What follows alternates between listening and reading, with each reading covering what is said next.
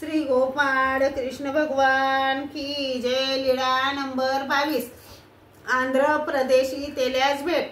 सर्वज्ञ आंध्र प्रदेशात एका तेल्याच्या घरी सकाळीच गेले। तो तेली नदीवर स्नान करण्यासाठी गेला होता। त्याची पत्नी घरी झोपलेली होती।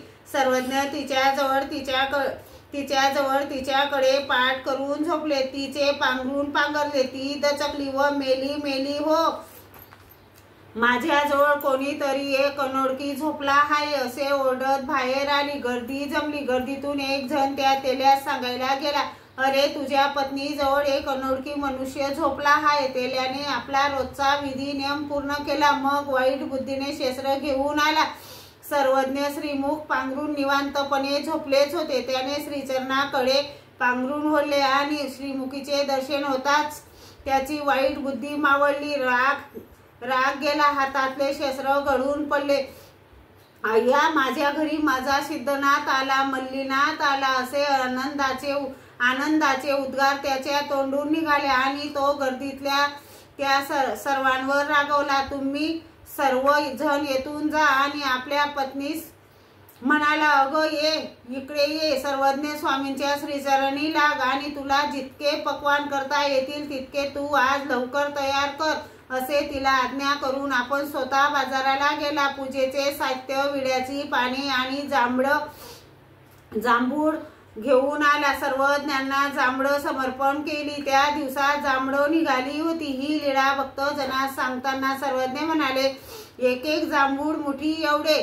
मग त्या तेली दाम्पत्यांना सर्वज्ञांना तेल उठणे लावून अभंग स्थान घातले। स्वच्छ तलम वस्त्र समर्पण केले। पूजा केली। सर्वज्ञ म्हणाले, तो आगमिक होता म्हणून तो पूजा विधान करू जाणे। मग देवाचे जेवण झाले। गुन्हा केला। पानाचा विडा घेतला। सर्वज्ञांचे भोजन ज्या ताटात झाले त्याच ताटात दोघे पती पत्नी जेवायला बसले। दैव भाग्य आमचे असे आनंदाने म्हणत जेवले। मग एक श्रीचरण त्याने धरला व एक श्रीचरण तिने धरला। दोघांनीही श्रीचरण सेवा केली। सर्वज्ञांना झोप आली। मग ते दोघेही झोपले। सर्वज्ञास रात्री तहानेची प्रवृत्ती झाली। त्या गावी तुग्रभद्रा नावाची नदी होती। सर्वज्ञांनी त्यांची भारी मोलाची नवी वस्त्रे टाकून आपली जुनी वस्त्रे परिधान केली व नदीवर पाणी पिण्यासाठी गेले। जलपान करीत असताना नदी काठचे ते टेकाड एकाएकी खचले।